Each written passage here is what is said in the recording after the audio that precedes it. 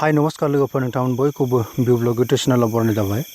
बे समाव आङो दासिमनि मोननैसो आपडेट नोंथांमोननि थाखाय लाना फैबाय। बेनिखायनो नोंथांमोना बे भिडिअखौ जागायनायनिफ्राय जोबजासिम नायलांदो जाहाथे मोनसेबो आपडेटआ निउसआ बेनि थाखायनो नोंथांमोना जागायनायनिफ्राय जोबजासिम नायलां। लेटेस्ट निउस आपडेट प्लिज डु साबस्क्राइब भिउ ब्लग इउटुब चेनेल। नोंथांमोना भिउ ब्लग इउटुब चेनेलखौ साबस्क्राइब खालामनानै लानो हागोन जाहाथे आङो जेब्लानो बेवहाय गोदान भिडिअ आपल'ड खालामो अब्लानो बयनिख्रुइ गिबिसिन इमेलनि गेजेरजों खबर मोननानै नोंथांमोना भिडिअखौ नायनो हायो। बेनि थाखाय बयबो साबस्क्राइब खालामनानै ला। स' लोगोफोर बे समाव जोङो एक नाम्बाराव नायदिनि नोंथांमोना आंजों लोगोसे नायफानो हागोन। बेवहाय दिनैनि लेटेस्ट आपडेट दिनै 7 COVID-19 पेसेन्ट डिसचार्ज खालामदों। जे दिनैहाय जोंनि आसामाव 7 मानसिखौ दिनैहाय डिसचार्ज खालामदों एबा बिसोरखौ हगारदों। जे जोंनि आसामनिफ्राय नायनो थाङोब्ला बेवहाय 3 नाथाय सासे जे नागालेण्डनि मानसि बेवहाय दङमोन बेखौबो दिनै डिसचार्ज खालामनाय जाबाय, हगारनाय जाबाय। बेयाव जोङो हेमन्त बिश्व शर्मानि टुइटार एकाउन्टआव नायोब्ला नुनो मोन्दों जे बेव फरायोब्ला जों मोनगोन ग्लेड डेट 3 more पेसेन्ट्स आर बिइं डिसचार्ज टुडे। बेयो जाहैबाय जोंनि आसामनिफ्राय 3 मानसिखौ हगारदों। बेनो जाबाय 2 मरिगाव patient from MMCH Mahendra Mohan Chaudhary हस्पिटालनिफ्राय 2 मरिगावनि जे COVID-19 पेसेन्टखौ हगारनाय जादों। आरो सासेया जाहैबाय बेवहाय नायोब्ला नुनो मोनगोन जोङो सासेया जाहैबाय 1 more from civil hospital Golaghat civil हस्पिटालनिफ्राय सासे आरो मरिगावनि सासे बेबायदिनो दिनैहाय हगारदों। आरो सासेया जाहैबाय बेवहाय फरायब्ला नोंथांमोना नुनो मोनगोन जे additional 1 patient of Nagaland admitted at GMCH गुवाहाटीयाव जे नागालेण्डनि सासे COVID-19 पेसेन्ट दंमोन दिनै बेखौबो हगारनाय जाबाय। स' बिदिब्ला मोजांनि खोथा दिनै आसामनिफ्राय गासै 7 मानसिखौ हगारदों होननानै जोङो बुंनो हायो नागालेण्डनि सासेखौ लाफानानै। स' लोगोफोर बे समाव नोंथांमोना आंजों लोगोसे नायफानो हागोन 2 नाम्बारावहाय आसामाव गासै 30 डिस्ट्रिक्टखौ दिनैहाय मा खालामनाय जाबाय जे ग्रिन जन डिक्लेयार खालामजाबाय। दिनै आसामावहाय रेड जन गैया होननानै। बेयो जाहैबाय बे डाटाया जाहैबाय जे सेन्ट्रेल गभर्नमेन्टनि डाटायावहाय बेबादि दिनै नुनो मोन्दों जे हेमन्त बिश्व शर्मानि टुइटार एकाउन्टआव जोङोब्ला नायनो हायो जे ministry of health and family welfare होननाय डिपार्टमेन्टनि मथे नैबेवहाय नायोब्ला नुनो मोनगोन जे ministry of health and family welfare इन्डियानि केटेगराइजेसन खालामनाय बादिब्ला दिनैहाय जोंनि आसामा जे रेड जनाव गैया होननानै बुंदों। अनलि जे 3 डिस्ट्रिक्टखौल' बेवहाय मा खालामनानै होदों जे बेवहाय अरेन्ज जनावहाय दिनै खोख्लैनानै होदों। नोंथांमोना बेयाव मोजाङै नायोब्ला नुनो मोनगोन नैबेवहाय जे 3 डिस्ट्रिक्टखौल' बेवहाय अरेन्ज जनाव खोख्लैनानै होदों। स' लोगोफोर बे समाव जोङो 2 नाम्बारनि उनाव 3 नाम्बाराव नायोब्ला नुनो मोनगोन जे COVID-19 कन्टेक्ट ट्रेसिं सरभग SBI दिनै जोङो फरायजाथाव सुलुंनिफ्राय मोनथिनो मोन्दों जे सरभगनि SBI स्टेट बेंक अफ इन्डियाखौ दिनै सिल खालामनाय जाबाय होननानै। बेवहाय जोङो फरायजाथाव सुलुंनिफ्राय मोनथिनो मोननाय बादिब्ला जोङो बेयाव जे 27 एप्रिलावहाय जे सासे पेसेन्ट मोननाय जादोंमोन जे कर'ना भाइरास पजिटिभ। बे पेसेन्टआ दिनै सरभगआव गावनि फिसायनि पेन्सन बख'नो थांनायाव दिनै बेबादिनो गोबां मानसिफोरजों बेबायदिनो कन्टेक्ट जादों। बेनिखायनो बे हस्पिटालखौ बे स्टेट बेंकखौ बन्द' खालामबाय दिनै। स्टेट बेंकखौ बन्द' खालामनानै होनाय जाबाय। जोङो बेखौ फरायजाथाव सुलुंनिफ्राय मोननो हादों जे सरभगनि एडमिनिस्ट्रेटिभ डिपार्टमेन्टआ बेखौ दिनै बन्द' खालामबाय होननानै सिल खालामबाय।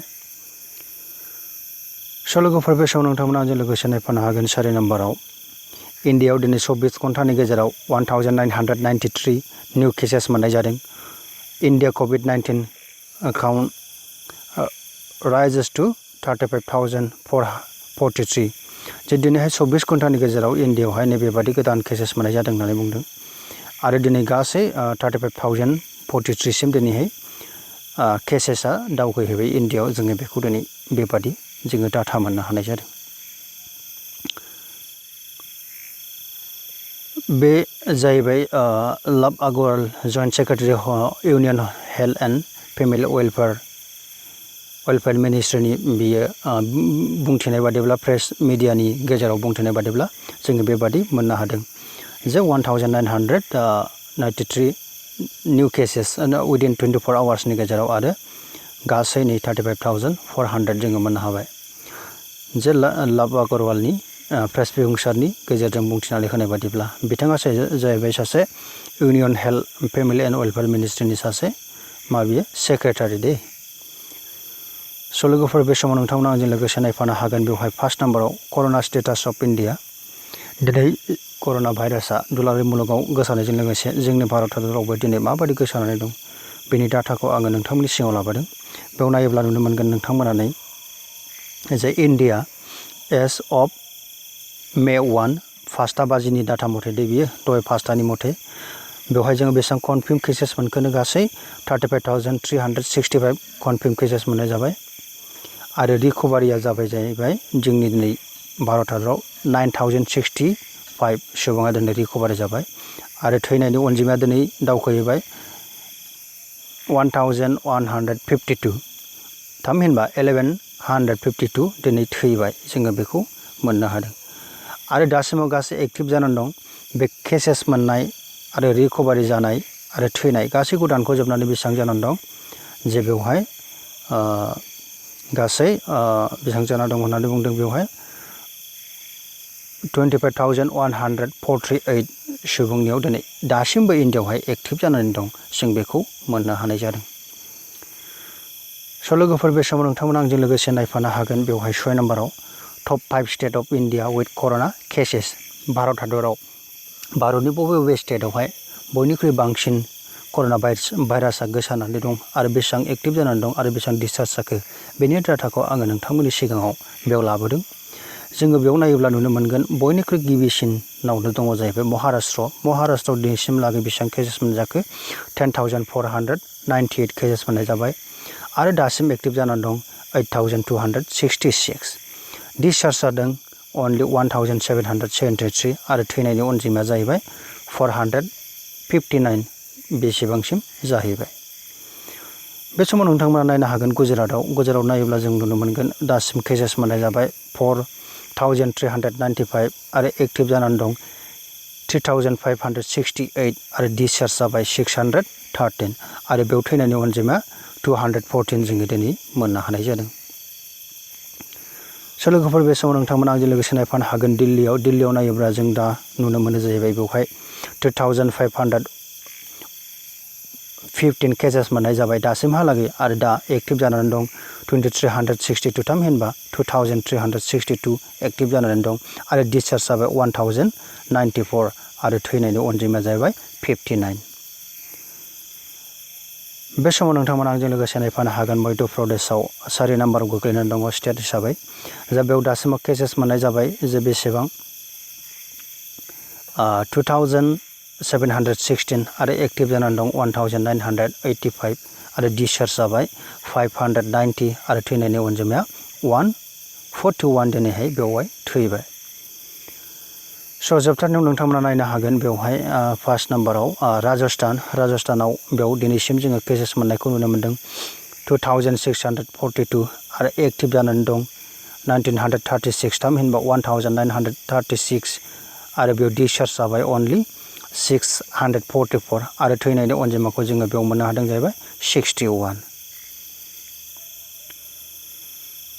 स' लोगोफोर बिदिब्ला नोंथांमोना आंजों लोगोसे नायफाबावनो हागोन 7 नाम्बाराव कर'ना स्टेटास अफ दा वर्ल्ड बुहुमाव दिनै बे माबादि कर'नानि स्टेटासा माबादि जानानै दं जोङो बेवहाय नायनो नागिरदों नोंथांमोना आंजों लोगोसे नायफानो हागोन। बेयाव दिनै गासै केसेस मोननाय जाबाय जे 32,75,069 केसेस मोननाय जाबाय बुहुमनाङैनो बियो आरो दासिमाव एक्टिभ जानानै दं बेसेबां 20,17,371 एक्टिभ जानानै दं आरो रिकभारि दासिमाव जादों जे बे भिडिअखौ बानायनाय समसिमाव जे 10,23,908 रिकभारि जाबाय आरो गासै थैनायनि अनजिमाया दिनै मा जाबाय जों बेयाव नायोब्ला नुनो मोनगोन गिलु बालु होननानै बुंनांगोन जोङो बेखौ more than 2,33,790 आङो लास्ट मैया भिडिअ आपल'ड होनाय समाव नियारलि 2 लाख सामथिंमोन नाथाय दिनै जोङो नायोब्ला नुनो मोनबाय जे बेवहाय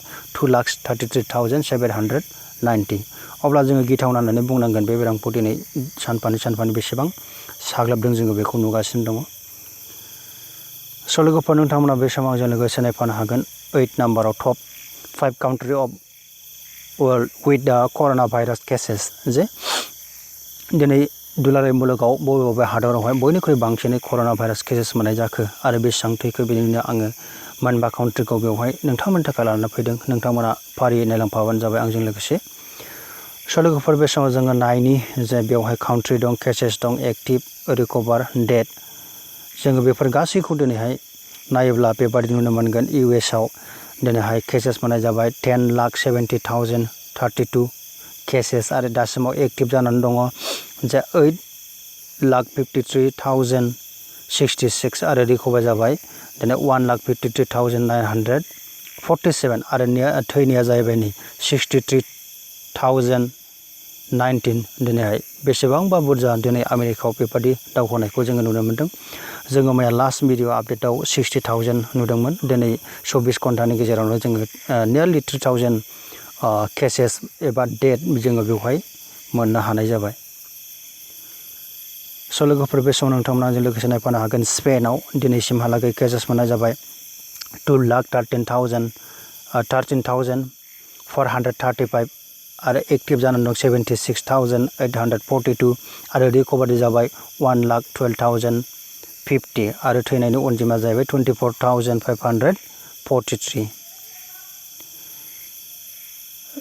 इटालियाव जोङो नायोब्ला नुनो मोनगोन केसेस दिनैसिमहालागै 2,05,463 आरो एक्टिभ जानानै दं 1,01,551 आरो दासिमाव रिकभारि जाबाय अनलि 75,945 आरो थैनायनि अनजिमाखौ जोङो बेयाव नायोब्ला नुनो मोनगोन जों 27,967।